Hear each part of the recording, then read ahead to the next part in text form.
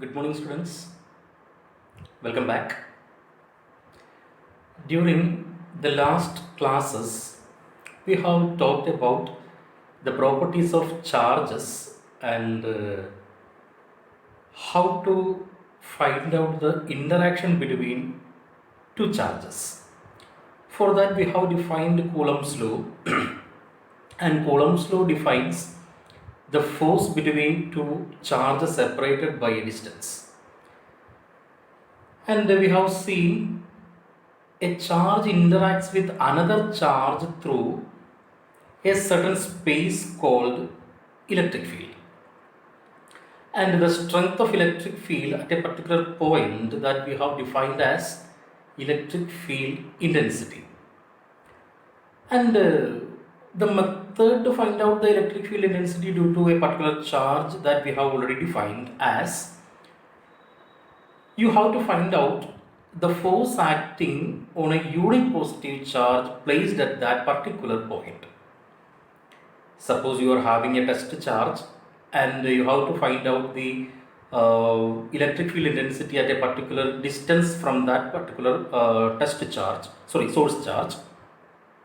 What to do? You have to keep a 1 coulomb positive charge at that particular point and find out what is the force acting on that 1 coulomb positive charge placed at our required point. That is the method of finding the electric field intensity due to some point charges. I repeat, that is the method to find out the electric field intensity due to point charges. There is an advantage of taking point charge that you know what is the source charge present, and surrounding that you have a particular electric field, and at a particular distance from that point charge you are finding the electric field intensity. But in physical world, all the charged materials or all the charged bodies are not such point source or point charges, which means sometimes we will find some charged species, in which charge is continuously distributed throughout that species. That means, suppose you are considering a particular system, and within that particular system, the electric charge is continuously distributed, which means you can't take a particular discrete value of charge from that system, since the charge is continuously distributed throughout that system. In such case, if you want to find out, suppose you are having such a continuous charge distribution, that continuous charge distribution can also provide you some electric field. And within that electric field, if you want to find out the electric field intensity, Coulomb's law cannot be used. Why? Because Coulomb's law, to use Coulomb's law, you need two particular charges which are known to you. That means discrete charges you need there. Two discrete charges you need there. But in this case, since it is a continuous charge distribution, that kind of discrete charges are absent there. So, how you can find out the continuous electric field intensity due to continuous charge distribution? First of all, we have to see what are the different types of continuous charge distribution. So, next topic is continuous charge distribution. Suppose you have a charged system, and in that charged system, charge is continuously distributed. So there is a possibility of three types of continuous charge distribution, that are one-dimensional charge distribution, two-dimensional charge distribution, and obviously the third is three-dimensional charge distribution. That is one-dimensional continuous charge distribution, two-dimensional continuous charge distribution, and three-dimensional continuous charge distribution. So when you consider a one-dimensional charge distribution, charged species is distributed along one direction. For example, if you are considering an infinitely long wire, and it carries charge. Suppose Q amount of total charge is distributed over A. We don't know what is the amount of Q, but anyhow we can say that Q amount of charge is distributed along a one-dimensional charge distributor. That means a long wire. That long wire carrying current is an example, carrying charge is an example for one-dimensional charge distribution. Suppose you are having a surface, a infinitely thin surface. It's a special term that I am using here, that infinitely thin surface. So an infinitely thin surface carries some charge. A surface, you know, it is a two-dimensional space. A surface is a two-dimensional space. So when charge is distributed throughout such a two-dimensional space, that refers to yes, two-dimensional charge distribution. And there comes the third kind of charge distribution, continuous charge distribution. There is a three-dimensional charge distribution. That means if you consider a volume and charge is distributed throughout that volume, then you can refer to that as a three-dimensional charge distribution.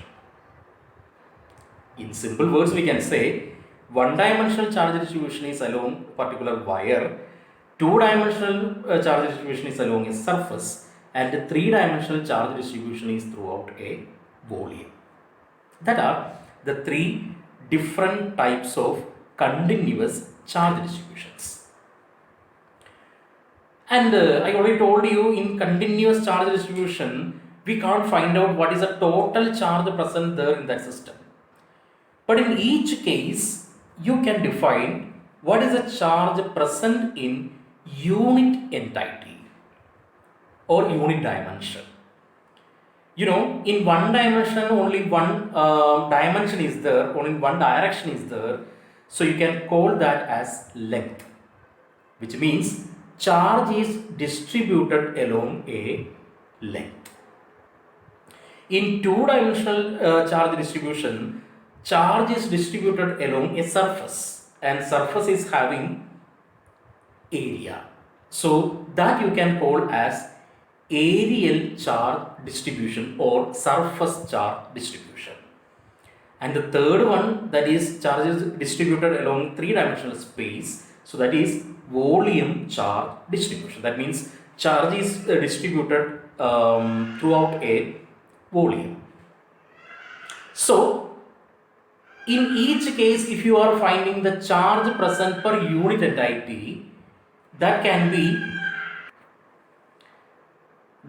be charge per unit length, or charge per unit area, or charge per unit volume. That I already told you, you can't define the total charge of the system, but we can define the charge present per unit entity.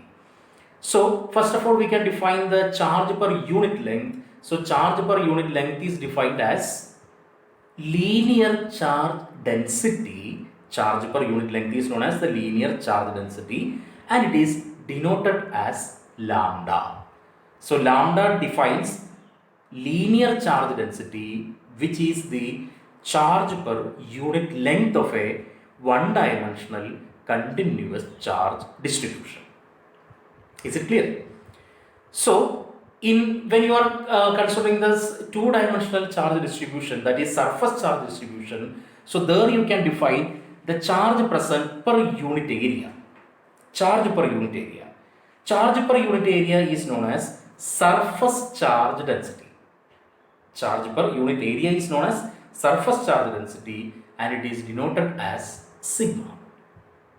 In the third case, we have defined volume charge density or volume charge distribution, and in that volume charge distribution you can find out the charge present in unit volume, which is denoted as rho, and that is known as volume charge density.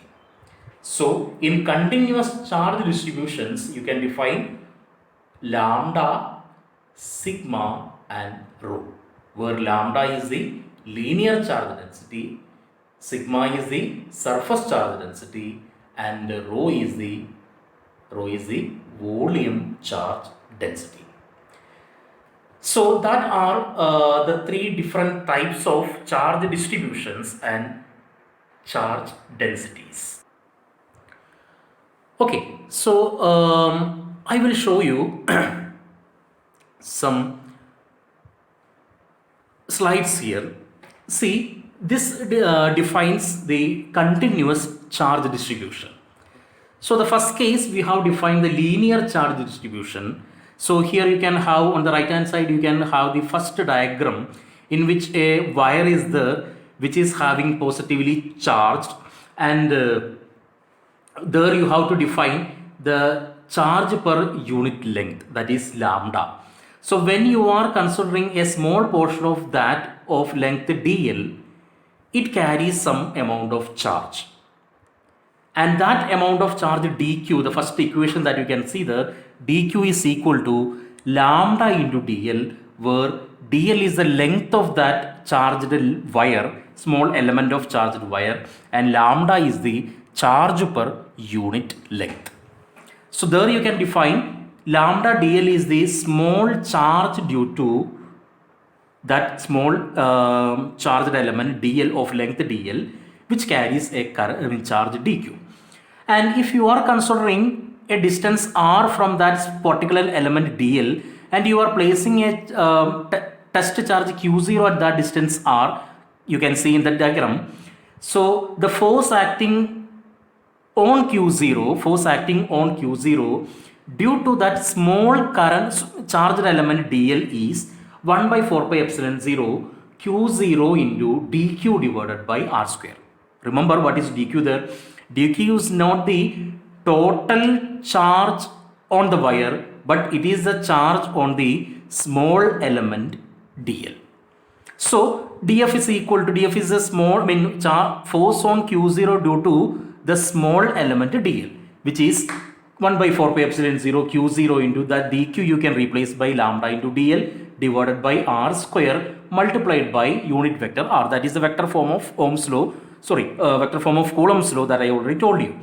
So if you have to find out the total force acting on q0 due to the whole wire, what you have to do, many times we have done in the last syllabus also, if you are having the force due to a small element, when you are integrating throughout for the total length, you can find out the total force acting on q0 due to the linear charge distribution there. So F is equal to q0 by 4 pi epsilon 0 into integral lambda dl divided by r square multiplied by unit vector r. Is it clear? So nothing we have done, we have already find out the force on q0 due to a small element dl, and you have integrated for the total length. That is the total force on q0 due to a linear charge distribution. Okay, then when you are coming to the second case, surface charge distribution, there you can see a surface which is having positively charged, and on that total surface you have taken a small area ds.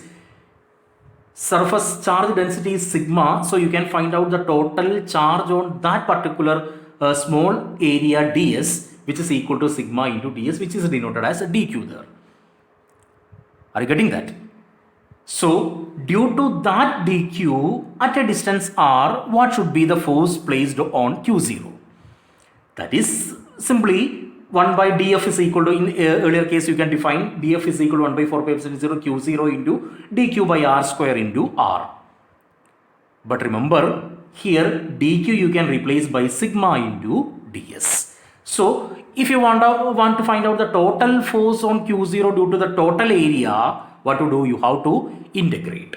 So here the integration is over two-dimensional space, so that is denoted as surface integral. Integral sign with the s denotes surface integral. That means two-dimensional integration. So f is equal to q0 by 4 pi epsilon 0 into surface integral sigma ds by r square. multiplied by unit vector r. So that is the total force on Q0 due to surface charge distribution. Is it okay? Now, the similar way we can define the volume charge distribution also. You can see a cubic box with a positively charged. Inside that you are considering a small volume of dV which carries a charge dq equal to rho into dV, where rho is the, yes, that is the volume charge density. So dq is equal to rho into dV. So where rho is equal to volume charge density, then net force on Q0 will be F is equal to Q by 4 pi epsilon 0 into volume integral rho dV by r square into unit vector r.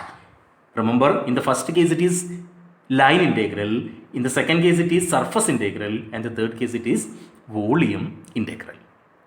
Line integral over a one-dimensional plane, and surface integral over a two-dimensional surface, and volume integral is over a three-dimensional volume. So in this case, in this way, you can find out the force due to continuous charge distribution. But the problem is there, you have to find out what is, you have to integrate with the linear integration or surface integration or volume integration when you are using Coulomb's law method. So Coulomb's law method is not an easy method to find out the electric field intensity or force due to continuous charge distributions. So that is a disadvantage of Coulomb's law. As I said, Coulomb's law is not sufficiently enough to find out the electric field force or electric field intensity also a force due to a continuous charge distribution. So to find out the electric field intensity due to continuous charge distribution, we have to opt for another method. And that method, before going to that method, we have to define a particular electric property of charge which is known as electric flux. So what is electric flux? We have already seen that electric field is not continuously distributed throughout. Electric field is distributed through certain path only, and that paths are called, yes, electric field lines. And as a properties of electric field lines, we have already seen that the number of electric field lines, that means the density of electric field lines, is directly proportional to electric field intensity. Number of electric field lines is directly proportional to electric field intensity. So if you know the amount of electric field lines passing through a particular region or particular surface, you can refer to the strength of electric field intensity over that region. Am I clear? If you know the number of electric field lines passing through a certain region, you can refer to the electric field intensity at that particular region. So using electric field lines, or to use electric field lines, we are defining electric flux in terms of electric field lines, or electric field lines we are restricting into electric flux. So what is electric flux? Electric flux, simple way we can define electric flux as total number of electric field lines passing perpendicular to a particular area. Total number of electric field lines passing perpendicular to a particular area. Suppose you are having a particular area, and through that particular area electric field lines are passing through, and how many electric field lines are passing normal to that particular area. That number is known as electric flux. And why we are talking about that only talking about only the normal electric field lines passing through that area when you are talking about the electric flux? That was a question. So when you are considering electric field lines passing through a particular region perpendicularly, you can say that through that area electric field is uniform. Electric field is uniform. And that is another property of electric field lines. Electric field lines are parallel in an uniform electric field. So, electric field strength is directly proportional to electric flux. I repeat, electric flux is total number of electric field lines passing normal to a particular area. And you know one thing, area is a vector quantity. Area is a vector quantity. And the area vector is acting perpendicular to the surface. Area vector is perpendicular to the surface. So, when you are considering the electric field lines passing perpendicular to the surface, that field lines should be parallel to the area vector. Are you getting that? If the electric field lines are passing normal to the area, that should be parallel to the area vector. So, electric flux you can define as the total number of electric field lines passing normal to an area or parallel to an area vector. Normal to an area or parallel to area vector. That is electric flux.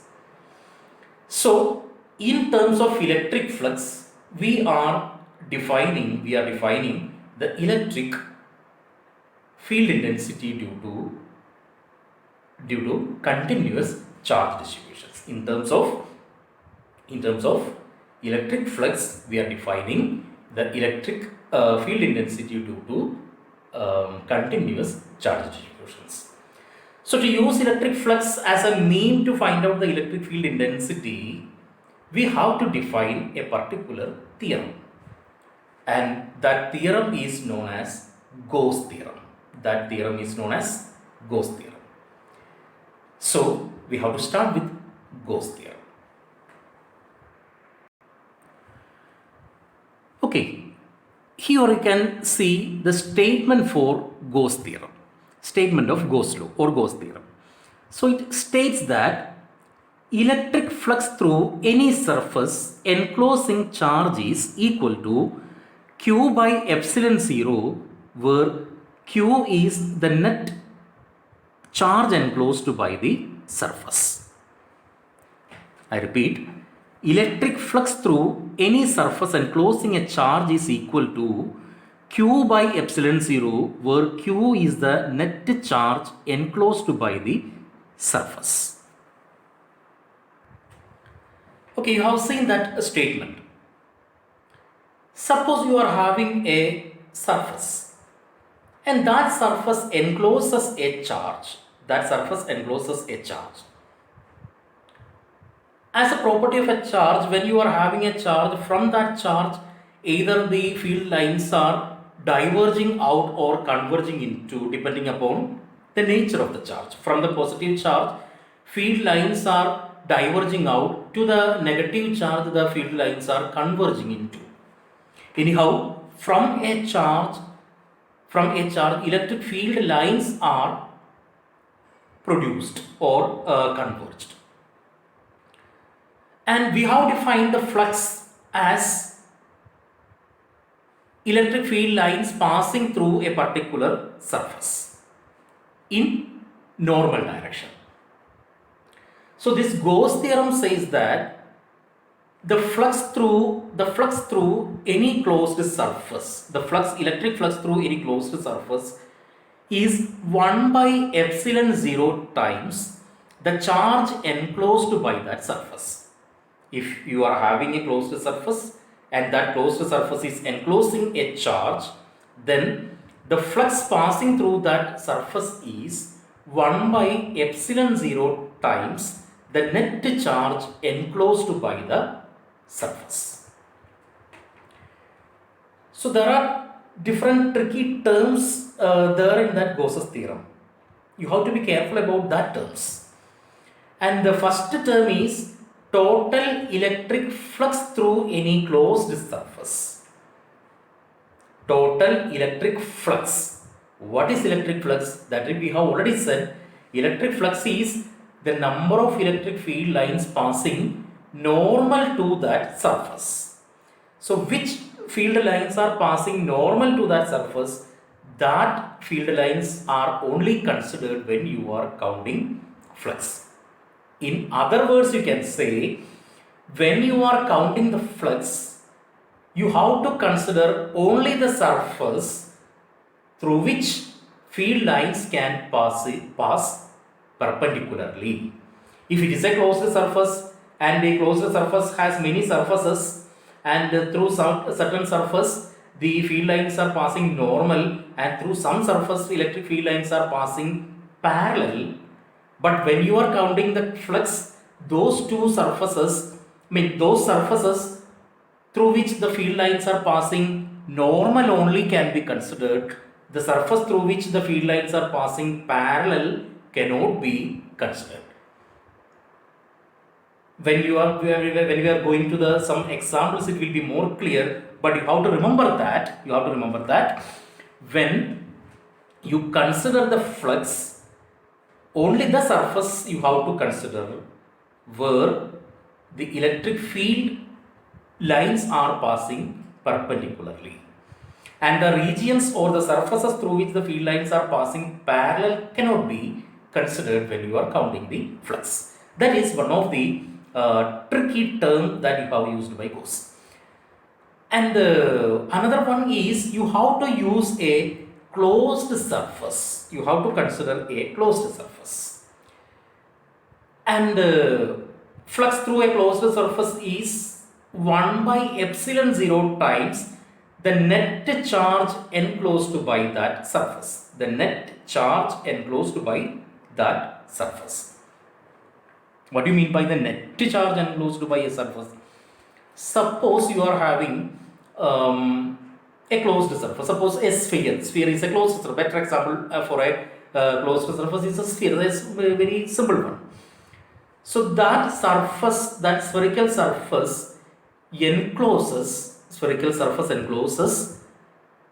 some charges. Suppose it encloses 3 point charges are there. 2 are positively charged ones and 1 is negatively charged one.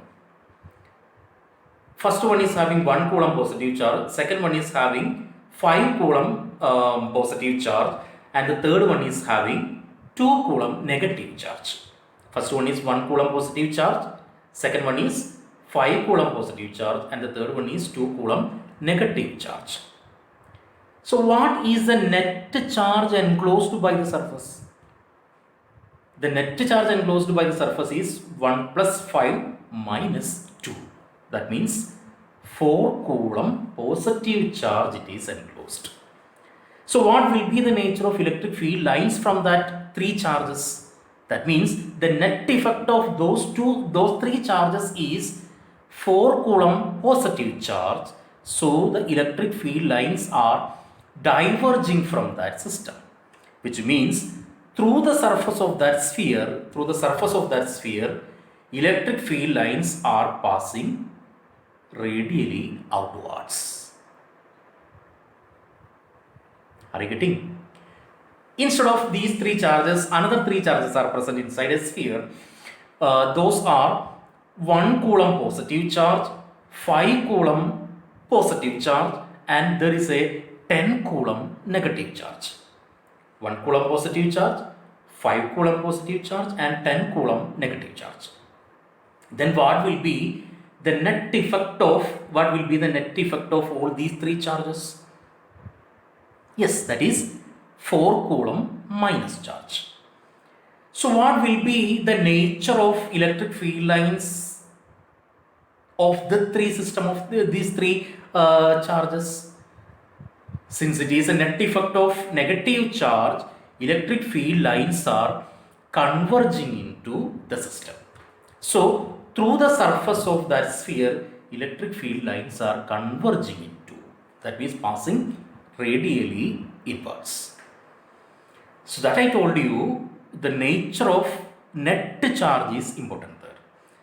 So we can come back to our Gauss's theorem. Gauss's theorem says that the total electric flux through any closed surface is 1 by epsilon 0 times the net charge enclosed by that surface. The total electric flux through any closed surface is 1 by epsilon 0 times the net charge enclosed by that surface. It is the net charge enclosed by the surface. Okay. So we have defined that Gauss theorem, and in the Gauss theorem, or using Gauss theorem, you can find out the electric field intensity due to a charged system. Using Gauss theorem, you can find out the electric field intensity due to a charged system. Main purpose of this Gauss's theorem is to find out the electric field intensity due to continuous charge distribution instead of Coulomb's law in point charges. For finding the electric field intensity due to continuous charge distribution, we are mainly using this Gauss theorem. But for discrete charges also, you can make use this Gauss theorem. In the proof for the Gauss theorem, we are making use that. We will come to that. So remember, Gauss theorem, to apply Gauss theorem, what should the first requirement? When you are applying Gauss theorem, what is the first requirement? To apply Gauss theorem, you need a closed surface. You need a closed surface. And that closed surface that you can decide in which geometry or in which shape you need that Gaussian surface, that you can decide in accordance with the geometry of the charged species. In the geometry of charged species. And when we are talking about the continuous charge distribution, we have seen the three different types of charge distributions: linear charge distribution, surface charge distribution, and a volume charge distribution. So in linear charge distribution, you have considered a long wire. That long wire is having the symmetry of a cylinder. Imagine a wire and it has a symmetry of cylinder. And when you are having a surface, that surface is not having the symmetry of a cylinder. It has another symmetry. And when you consider a volume may be a cube or a sphere, whatever may be. So different shapes can be assumed for a continuous charge distribution or a charged species. So according to the shape of charged species, you have to select a closed surface. And that closed surface that you have chosen to apply Gauss theorem is known as Gaussian surface. So Gaussian surface is a closed surface that you have chosen for applying Gauss theorem. Remember, the shape of the Gaussian surface should be in accordance with the shape of the charged species. And when you are considering such a Gaussian surface, that Gaussian surface you have to choose symmetrically about our charged species. So that Gaussian surface should have some symmetry. So the charged species should be symmetrically enclosed within that Gaussian surface.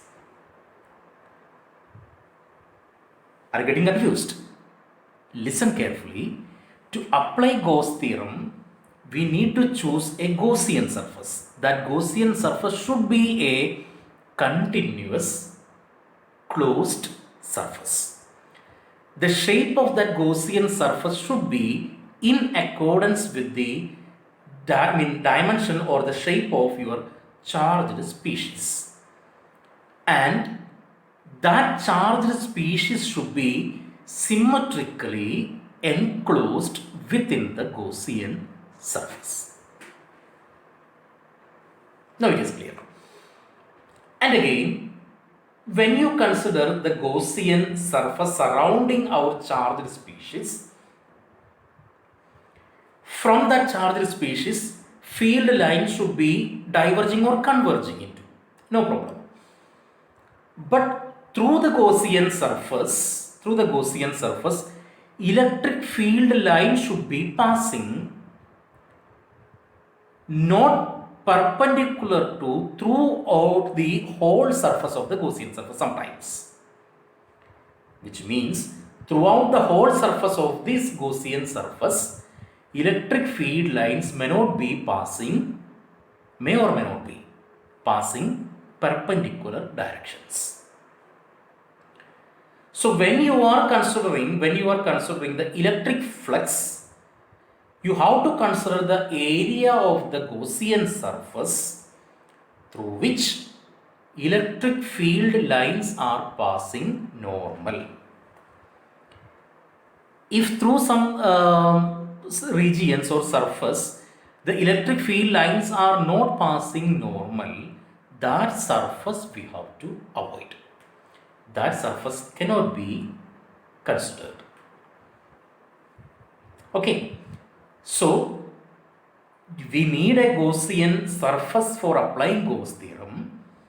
For that you have to consider a continuous closed surface whose shape is in accordance with the shape of the charged species, and the charged species should be enclosed symmetrically within the Gaussian surface. And when you consider the flux, the area of the Gaussian surface through which the field lines are passing normally only can be considered. Is it clear now? And finally, that flux, if you can calculate the flux, and that flux is equal to Q by epsilon 0. What is Q? Q is the total charge enclosed by the Gaussian surface. That is a net charge enclosed by the Gaussian surface. Net charge enclosed by the Gaussian surface.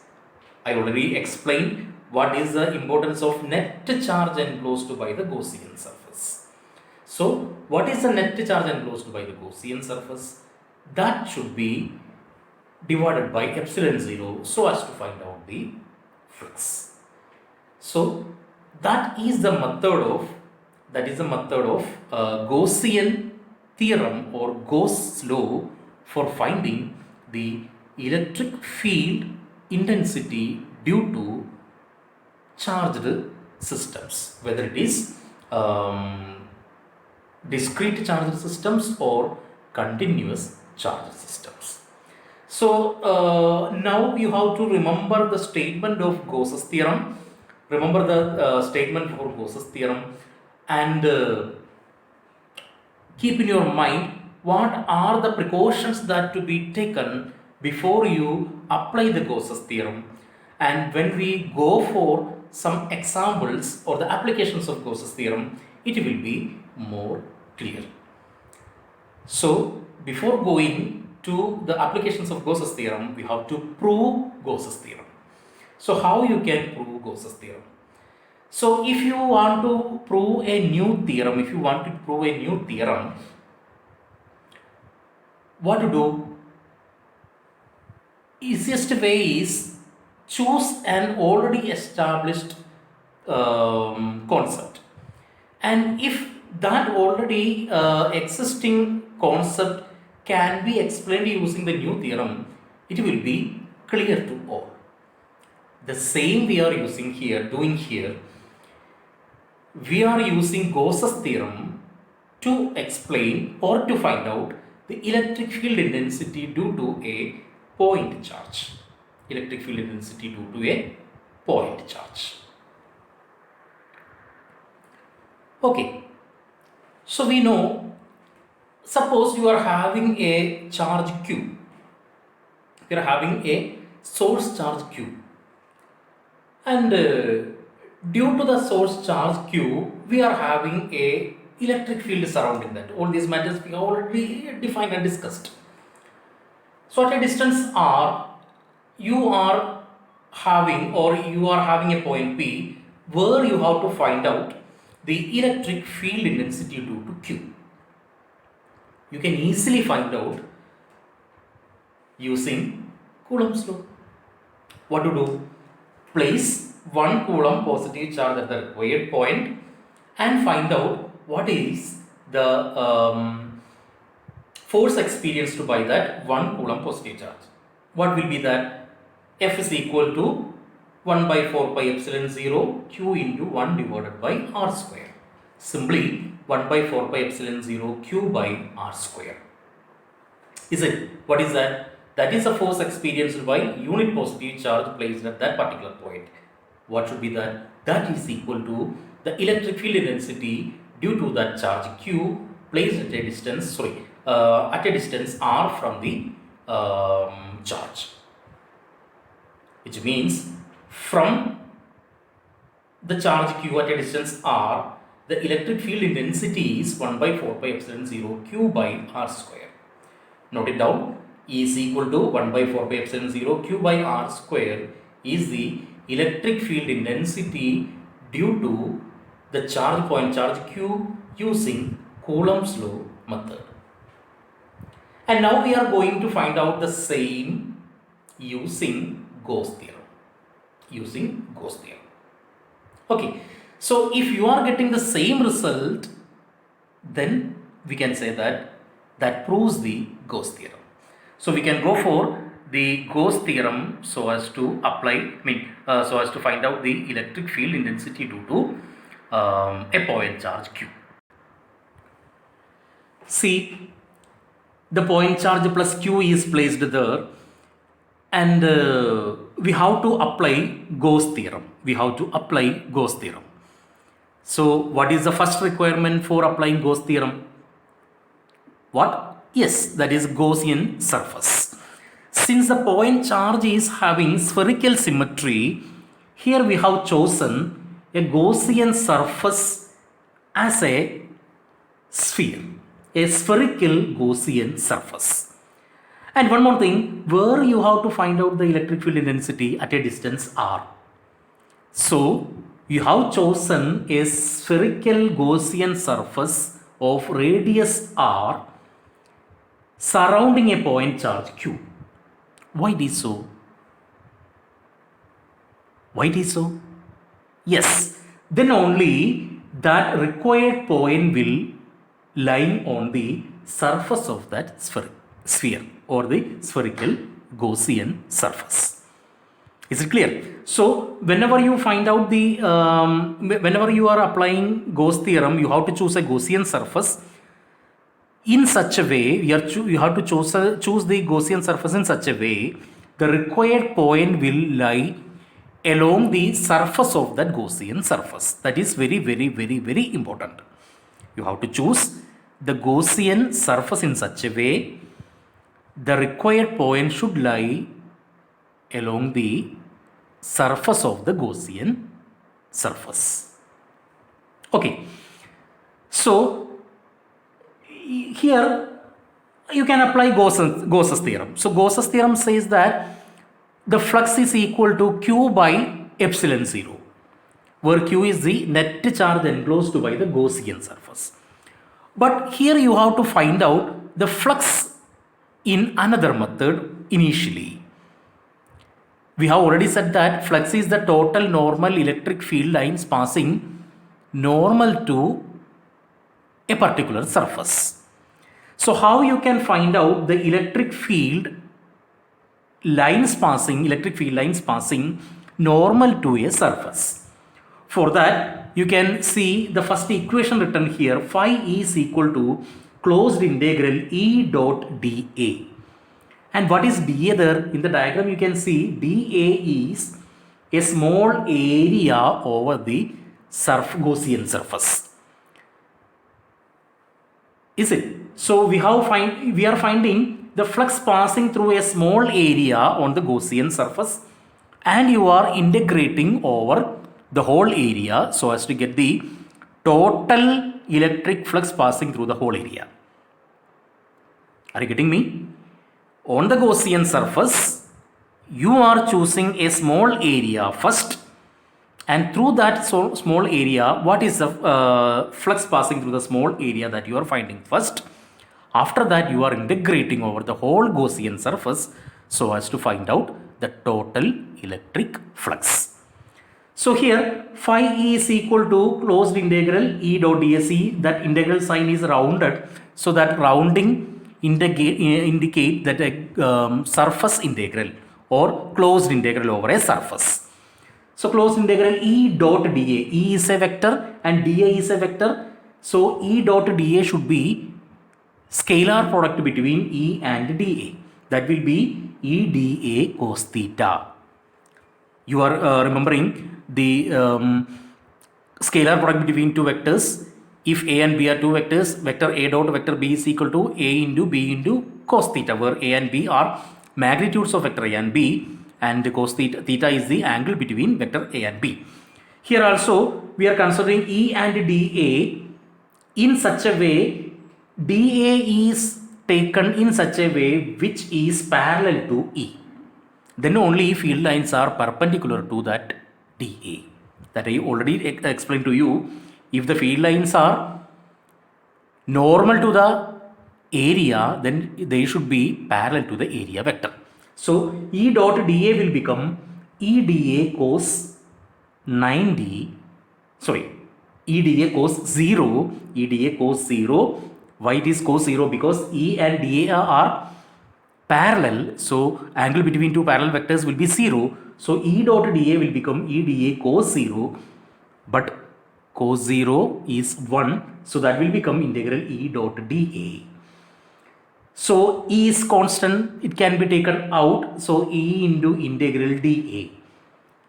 What is E? E is equal to KE into Q divided by R square. What is K? 1 by 4 pi epsilon 0 Q by R square multiplied by dA. What is dA? Integral dA. dA is the small area over our spherical Gaussian surface. dA is the small area over our spherical Gaussian surface. So what should be integral dA? Integral dA should be total area of the Gaussian surface. What is our Gaussian surface?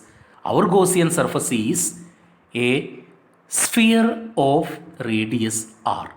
So if you are having a sphere of radius r, what should be its surface area? That should be 4 pi r square. So E is equal to 1 by 4 pi epsilon 0 Q by r square multiplied by 4 pi r square, which is equal to 4 pi r square into 1 by 4 pi epsilon 0 into Q divided by r square. So what happens? R square and r square get cancels. 4 pi and 4 pi and get cancelled, which is equal to Q by epsilon 0. What is Q by epsilon 0? According to Gauss theorem, flux is equal to Q by epsilon 0. That we have reached there to the result Q by epsilon 0. What is that? That is flux is equal to Q by epsilon 0, which proves the Gauss theorem.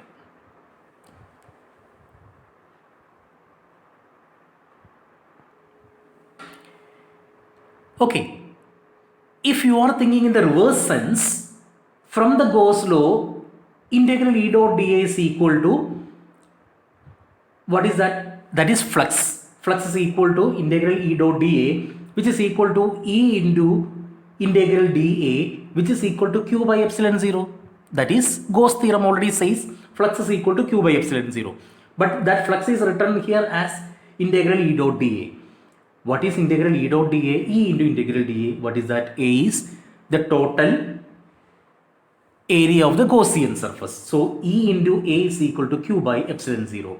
What is A? 4 pi r square. So E is equal to 1 by 4 pi epsilon 0 Q by R square. Using Gauss theorem, you have already got, using Coulomb's law, you have already got this result E is equal to 1 by 4 pi epsilon 0 into Q by R square. So, in any ways, in the reverse way or in the direct way, Coulomb's law and Gauss theorem are converging to the same result, which proves Gauss theorem is correct. And Gauss theorem can be used for electric field intensity due to charge distributions or points, whether it is point charge or continuous charge distributions.